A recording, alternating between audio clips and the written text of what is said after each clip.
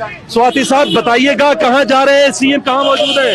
CM दरअसल आगे विचली गाल दस असल गाल की है यहाँ पे हिकमत अमली, वरना हमारे लाइव इस वक्त जो है वो फायरिंग कर रहे हैं। वे पुरानिया माइया कोलों चपेड़ा खान वाले, इसलिए हमने ना उनको मारना है ना अपने कारकुनों को मारना है।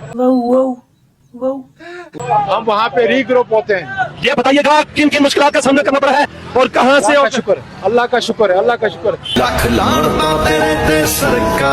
अभी सीएम कहाँ है? सीएम का काफिला कहाँ है? अभी पहुँच गए हैं। सीएम यहाँ पहुँचा है? पहुँचा है इंशाल्लाह। गिरफ्तारियों के खदशात भी हैं। डी चौक तक पहुँच के उधर से हमने खून खराबा नहीं करना। इमरान खान का हमें आर्डर है। बात को समझ मेरे भाई, इसने बोलते नहीं है।